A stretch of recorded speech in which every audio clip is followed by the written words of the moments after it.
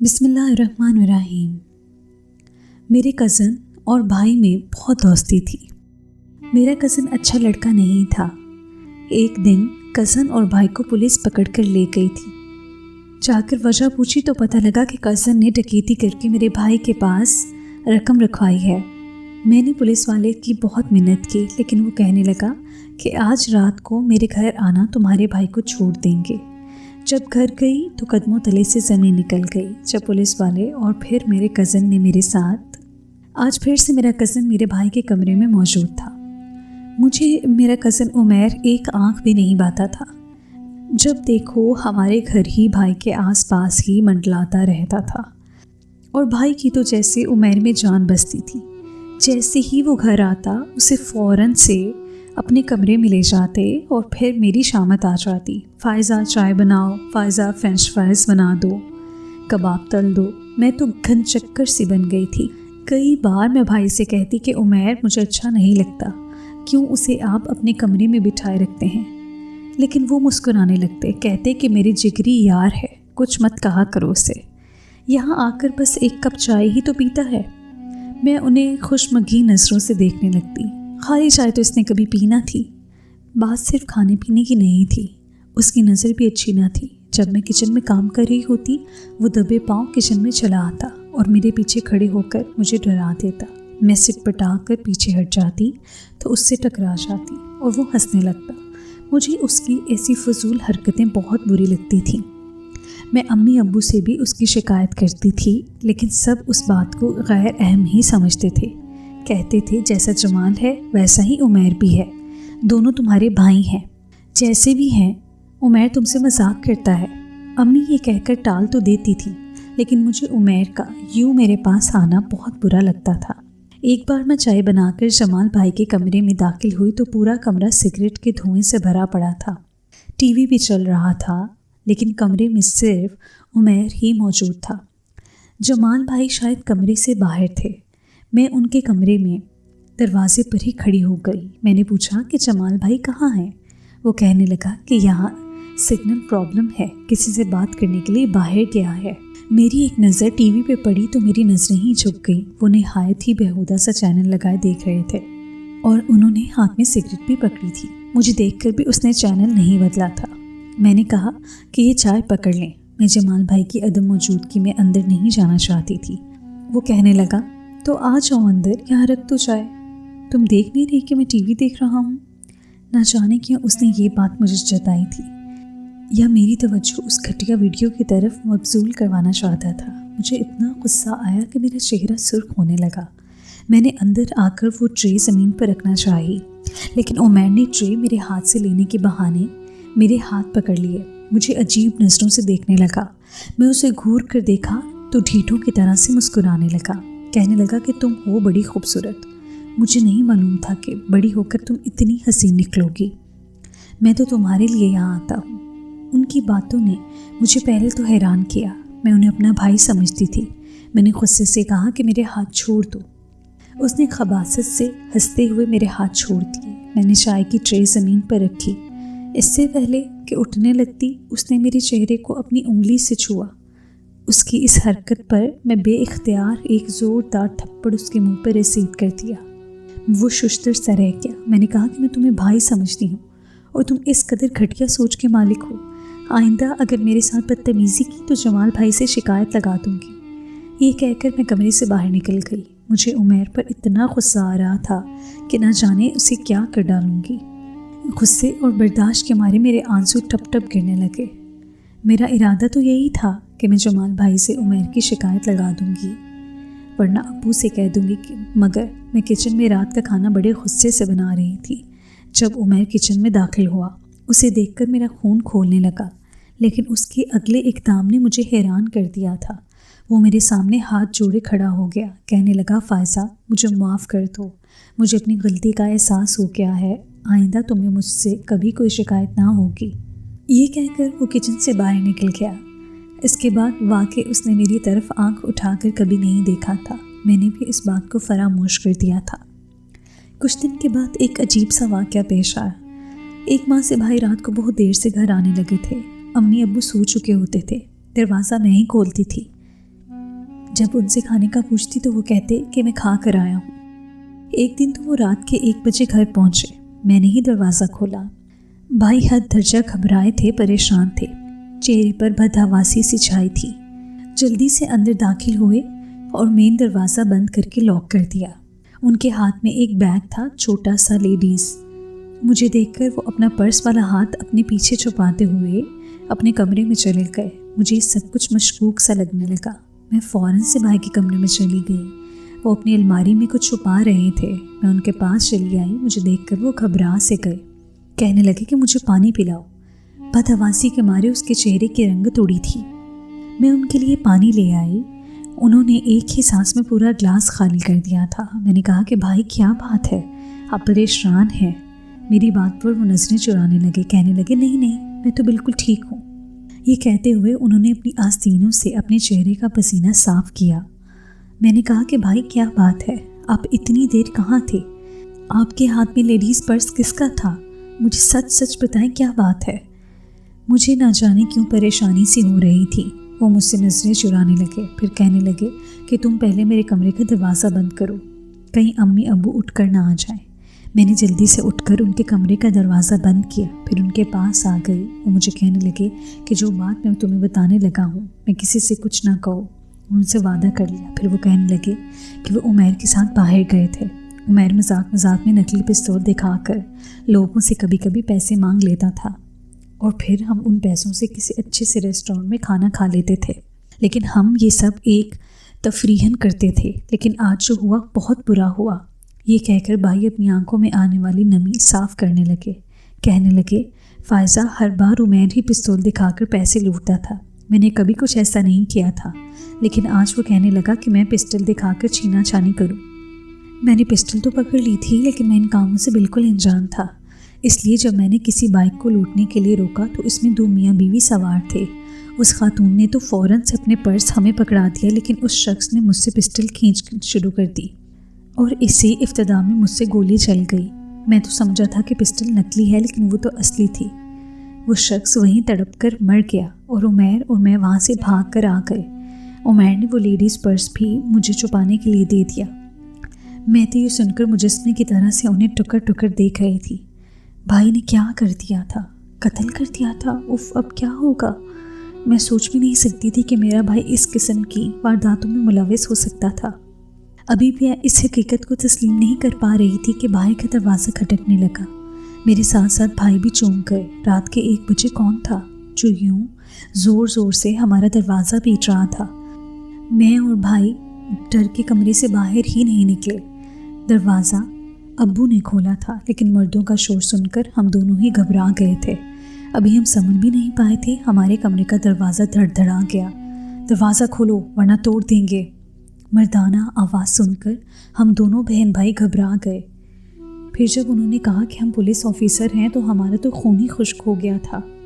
भाई की तो रंगत फीकी पड़ चुकी थी, लेकिन हमें दरवाज़ा खोलना पड़ा। उन्होंने जमाल भाई को गिरेबान से पकड़ लिया और दूसरे एहलकार से कहा कि तलाशी लो इसके कमरे की। जब उन्होंने तलाशी ली तो भाई की अलमारी से पर्स बरामद हो गया था, जिसके अंदर पैसे और पिस्टल मौजूद थे। वो भाई को कमरे से मारते हुए बाहर ले गए। मैं रोने लगी थी। जब मैं कमरे से बाहर आई तो उमैर को भी पुलिस ने पकड़ रखा था। उन दोनों को वो पुलिस वाले पुलिस स्टेशन ले जाने लगे तो मेरे वालिद उनसे वजह पूछने लगे। वो ऑफिसर बोला कि तुम्हारे बेटे ने कत्ल किया है, ये दोनों मिलकर मुसाफिरों से छीना छानी करते हैं। उन्होंने खुद भाई और उमैर को ये करते देखा है। ये सुनकर मेरे वालिद तो दिल पकड़ कर बैठ गए थे।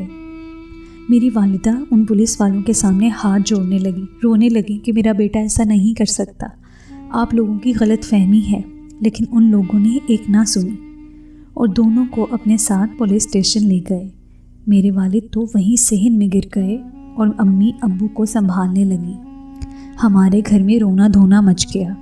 आस पड़ोस से लोग आए और मेरे वालिद को हॉस्पिटल ले गए। मेरे वालिद को दिल का दौरा पड़ा था। वो भाई का सदमा सह न सके। वो खालिक के हकीकी से जा मिले। हम पर तो जैसे क़यामत ही टूट पड़ी थी। अम्मी गुमसुम सी होकर रह गई थी। हमारा हंसता बसता घर उजड़ कर रह गया था। 2 दिन बाद मैं पुलिस स्टेशन भाई से मिलने गई, क्योंकि वो तो अब्बू की नागहानी मौत से भी नावाकिफ़ थे। جب میں نے انہیں ابو کے انتقال کا بتایا تو وہ پھوٹ پھوٹ کر رونے لگے۔ میں ابھی بھائی سے بات ہی کر رہی تھی کہ ایک پولیس انسپیکٹر وہاں پہنچ گیا، مجھ سے کہنے لگا کہ کر لو جتنی ملاقات بھائی سے کرنی ہے، جب اس کا مقدمہ عدالت میں چلے گا تو اسے سیدھی پھانسی کی سزا ملے گی۔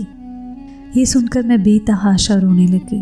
میں نے کہا کہ میرے بھائی کا کوئی قصور نہیں ہے، جو کچھ کیا ہے عمیر نے کیا ہے، اسے سزائے موت دیں۔ وہ کہنے لگا پسٹل پر تمہارے بھائی کی انگلیوں کے نشانات ملے ہیں اور چوری کا پرس بھی اسی سے برآمد ہوا ہے۔ اس کا دوسرا ساتھی دوسری جیل میں بند ہے، لیکن وہ شاید سزا سے بچ جائے گا، لیکن تمہارا بھائی تو نہیں بچ پائے گا۔ میں پولیس والے کے سامنے ہاتھ جوڑنے لگی۔ میں نے کہا کہ میرے بھائی کو چھوڑ دو۔ وہ ہنسنے لگا، کہنے لگا کہ ملاقات کا وقت ختم ہو چکا ہے، چلو اٹھو اور نکلو یہاں سے۔ میرا بھائی بھی رو رہا تھا، لیکن وہ بے حسی انسپیکٹر بڑے سخت لہجے سے مجھ سے بولا کہ مجھے عمیر سے نفرت سی محسوس ہو رہی تھی۔ سب کچھ اسی کا کیا دھرا تھا، چور وہ تھا اور پھنسا میرے بھائی کو دیا تھا۔ میں جیل سے باہر نکلی تو وہ انسپیکٹر مجھ سے کہنے لگا کہ ذرا میرے کمرے میں آ کر میری بات سن لو، تمہارا اس میں فائدہ ہے۔ یہ سن کر میں اس پولیس والے کے کمرے میں چلی گئی۔ اس نے پہلے تو انٹرکام بجایا تو ایک اہلکار اندر داخل ہو گیا۔ وہ انسپیکٹر اس اہلکار سے کہنے لگا کہ میں اس لڑکی سے بہت ضروری بات کر رہا ہوں، اس لیے مجھے کوئی ڈسٹرب نہ کرے۔ وہ اہلکار معنی خیز مسکراہٹ چہرے پر سجائے چلا گیا۔ وہ انسپیکٹر میرے قریب آ گیا، میرے سامنے کھڑے ہو کر مجھے روتا دیکھ کر ایک ٹھنڈی آہ بھرنے لگا۔ میں بدحواسی کھڑی تھی، رو بھی رہی تھی۔ میرے چہرے پر آنے والی لٹ اس نے اپنی شہادت کی انگلی سے پیچھے کی تو میں برجستہ اس کا ہاتھ اپنے چہرے سے پڑے ہٹا کر مسکرا کر کہنے لگا، دیکھو تمہارے بھائی کے خلاف ابھی تک صرف رپورٹ درج ہے، ابھی وہ کیس سے بچ سکتا ہے، میں چاہوں تو اسے آزاد کروا سکتی ہوں، اسے بے قصور بھی ثابت کروا سکتی ہوں، لیکن اگر میں چاہوں تو۔ وہ لفظوں کو جمع جمع کر بات کر رہا تھا۔ یہ سن کر میں نے اپنے بہتے آنسو صاف کیے تھے۔ میں نے ہاتھ جوڑ کر اس انسپیکٹر سے التجا کی کہ وہ میرے بھائی کو چھوڑ دے۔ میرا تو باپ بھی اس غم سے مر چکا ہے، ہمارا بھائی ہی ہمارا واحد سہارا ہے۔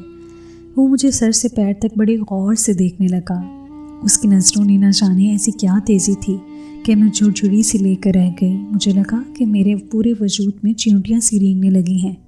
کہنے لگا کہ لیکن تمہارے بھائی کو چھڑوانے کا مجھے کیا فائدہ ہوگا؟ آخر مجھے بھی تو کوئی فائدہ پہنچنا چاہیے نا۔ اس کی نظریں میرے چہرے پر جمی تھیں، لہجہ مخمور سا ہونے لگا تھا۔ اس کی نظریں میرے پورے وجود پر رقص کر رہی تھیں، میرا چہرہ تمتمانے لگا تھا۔ ایسی آگ سی تھی اس کی تیز آنکھوں میں کہ میں نے اپنا دوپٹہ دوبارہ سے درست کر لیا تھا۔ مجھے اپنا آپ اس کی تیز نظروں سے غیر محفوظ سا محسوس ہو رہا تھا۔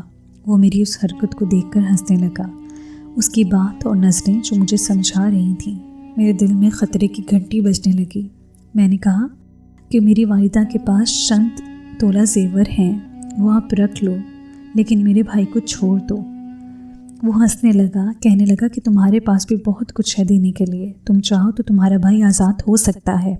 دیکھو میں پہیلیاں بجھوانے کے موڈ میں نہیں ہوں، اس لیے صاف صاف بات تم سے کروں گا۔ اگر آج کی رات تم میرے ساتھ گزار لو، صبح اپنے بھائی کو اپنے ساتھ لے جاؤ گی۔ یہ سن کر مجھے لگا کہ کسی نے میرے کانوں میں جلتا ہوا سیسا پگھلا کے ڈال دیا ہے۔ میں اپنی سوجھ بوجھ ہی کھو گئی تھی، خالی آنکھوں سے اس انسپیکٹر کو دیکھنے لگی۔ وہ مجھے کہنے لگا، اچھی طرح سوچ لو، اگر ایک بار تمہارا بھائی عدالت چلا گیا تو پھر اسے کوئی نہیں بچا سکتا۔ میری آنکھوں سے تو جیسے آنسو بھی خشک ہو گئے تھے۔ میں نے آنکھیں بند کر لیں۔ اس وقت غم کی شدت سے میرے پورے وجود پر لرزہ سا طاری ہو گیا تھا۔ مجھے لگا کہ میرے گلے میں بہت سی گرہیں سی پڑ گئی ہیں۔ میں نے دھیرے سے کانپتے ہونٹوں سے کہا کہ میرے بھائی کو چھوڑ دو، مجھے ہر حال میں اپنا بھائی آزاد چاہیے۔ میری بے بسی کی شاید یہ آخری حد تھی۔ وہ کمینگی سے ہنسنے لگا، پھر اپنا انٹرکام بجایا تو ایک اہلکار اندر داخل ہوا۔ وہ انسپیکٹر کہنے لگا کہ اس لڑکی کو میری آرام گاہ میں لے جاؤ۔ میں مرے مرے قدم اٹھاتی ہوئی اس حوالدار کے ساتھ چلی گئی۔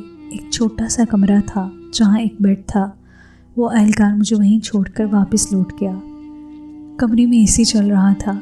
میں بیڈ پر اپنا بے جان وجود لے کر بیٹھ گئی۔ کچھ دیر بعد ہی وہ انسپیکٹر کمرے میں آ گیا، میرے سامنے بیٹھ کر میرا چہرہ غور سے دیکھنے لگا، کہنے لگا کہ جتنی تمہاری تعریف سنی تھی اس سے بڑھ کر تمہیں پایا ہے۔ جب سے تمہیں تمہارے گھر پر دیکھا تھا میرا تو تب سے نیندیں اڑ گئی تھیں۔ میں اس انسپیکٹر کی باتیں غائب دماغی سے سن رہی تھی۔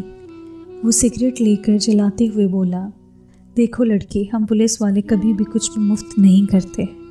اب اگر تم اپنی مرضی سے یہاں آ گئی ہو تو تھوڑا میرا دل تو بہلانا پڑے گا۔